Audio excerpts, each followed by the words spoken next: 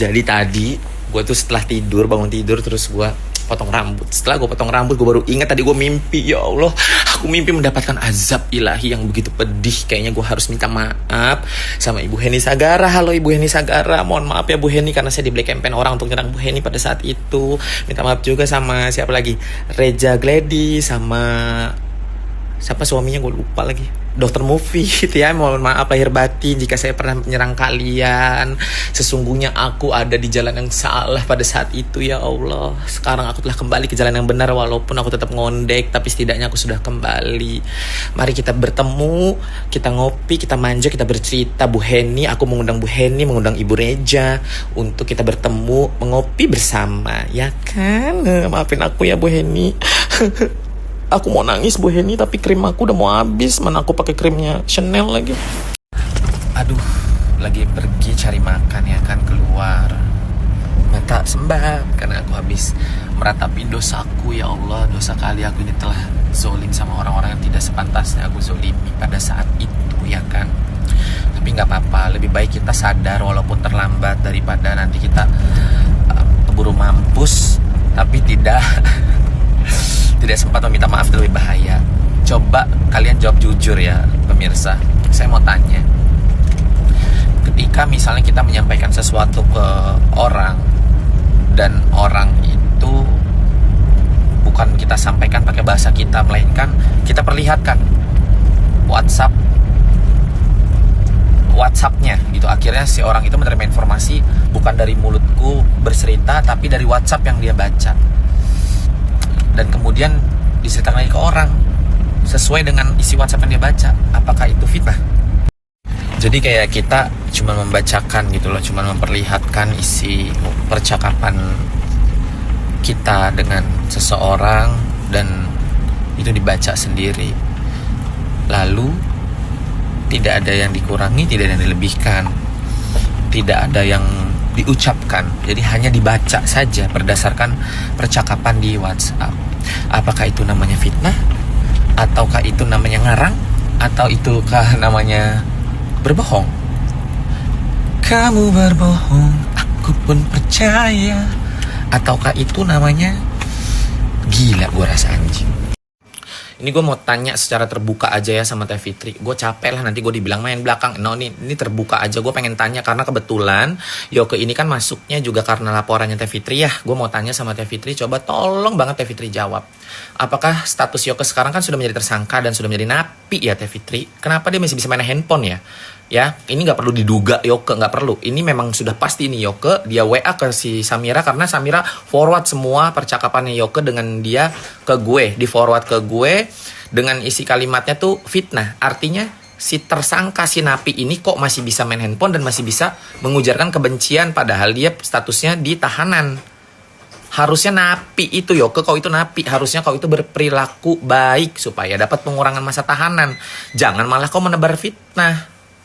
Lagian Samira, gue mah heran ya. Maksudnya lu pada saat itu gabung sama musuh gue, lu ikut ngejelekin gue saat kita lagi adem. Ya sekarang karma lah kalau gue gabung sama musuh lu. Sekarang kau ulahnya mencari dukungan dari si Yoke ya, mencari dukungan nih Yoke juga ya. Udah kau ditahan, jangan main-main handphone untuk hal yang gak guna. Pergunakan kesempatan kau main handphone itu untuk menghubungi keluarga kau, ibu kau ya, yang kasihan nih gara-gara ulah kau cuman dia yang ngurusin kau, yang lain kabur ya.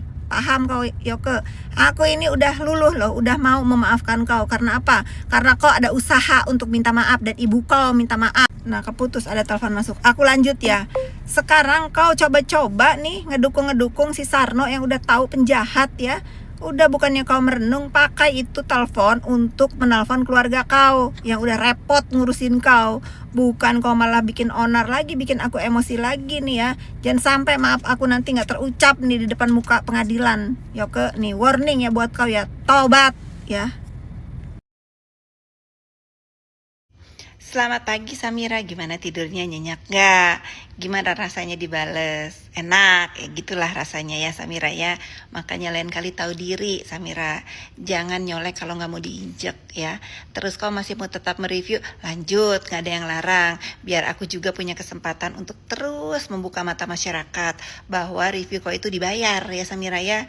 Terus kau katanya kan bilang urusin aja Chan Kurniawan yang terlibat judol katanya. Sudah Samira ya, sudah ada negara, gak usah repot-repot aku istrinya suruh ngurusin dia.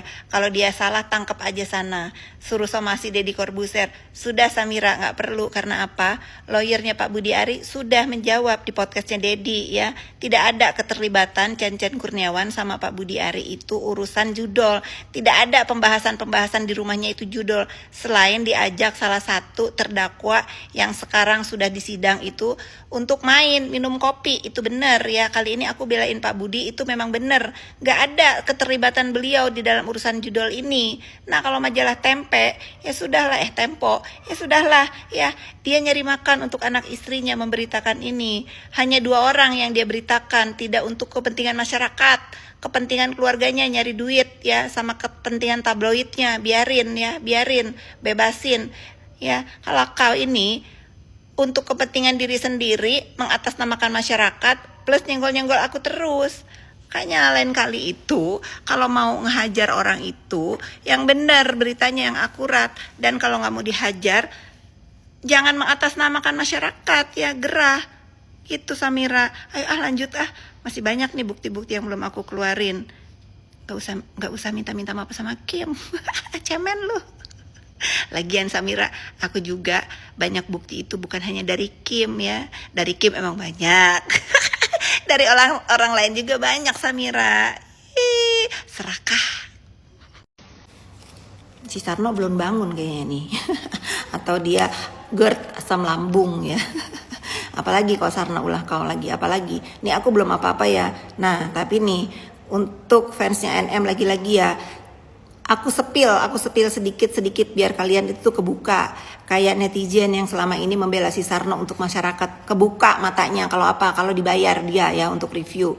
Nah ini juga untuk fans NM biar kebuka. Awal bencana sampai NM ditahan ini apa? Ya si Sarno awalnya. Aku sepil dikit ya, kenapa?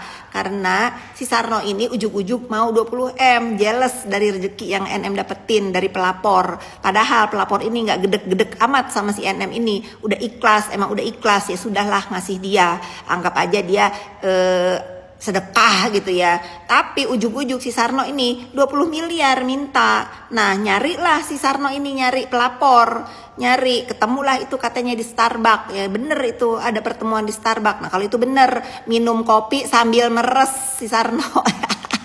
Itu lebih sadis dia mah ya. Dia mau memeras, minum kopi sambil memeras. Nah tiba-tiba si pelapor ini kaget dimintain uang segitu banyak. Ngomonglah dia, aku gak punya sekarang karena aku baru ngasih NM 4M. Lah jelas si Sarno ini, lah kenapa NM dapat dia enggak gitu. Ngomonglah si Sarno ini ke kawannya NM, kok dia dapat uang gak bagi-bagi, kan aku yang kerja katanya. Kerja ngancurin rezeki orang. Nah NM kesel, kenapa harus si pelapor ini ngomong-ngomong sama si Sarno, ngomong-ngomong kalau dia habis ngasih uang 4M ke dia. Nah pelapor ini gak ada salahnya juga guys, karena dipikir mereka satu tim gitu awalnya ya, satu tim. Nah karena kegedekan NM ini ketahuan dia dapat uang 4M, itulah dia murka lagi, menyerang, mengancam dan lain-lain seperti yang sedang sekarang terjadi ya gitu. Ada kasihannya aku sama dia, iya ada kasihannya. Karena apa? Karena dia itu terinspirasi dari si Sarno tadinya. Udah, kedua dia sampai dilaporin ini karena si Sarno juga mau adil katanya. Tapi adilnya sih nggak adil ya, 20M itu berapa kali lipat dari yang NM dapetin. Padahal NM juga nggak tahu nih. Rasanya NM nggak tahu nih kalau setiap review itu dia pun dibayar ratusan juta. Bayangkan 4M yang NM dapetin itu nggak ada apa-apanya dengan hasil review-review ala-ala si Sarno ini. Semua karena apa? Karena si Sarno ini fakta ya. Jadi kalian itu kalau mau gedek itu jangan kepada pelapor, gedeklah itu ke si Sarno karena dia yang bawa bencana semua ini. Paham kalian? Simak baik-baik ya. Aduh, si Sarno ya ada-ada aja loh, ada aja gebrakannya. Tapi nggak berani kalau ngelawan di dunia maya, beraninya di WA. playing victim, nggak ngaku minta maaf sama Kim, segala nasehatin, umur nggak ada yang tahu. Nah, tuh paham kalau harusnya kau tobat Sarno, jangan merusak lagi rezeki orang ya, jangan mengatasnamakan masyarakat, mereview, bilang aja kau BU ya. Terus apalagi sekarang kau ulahnya?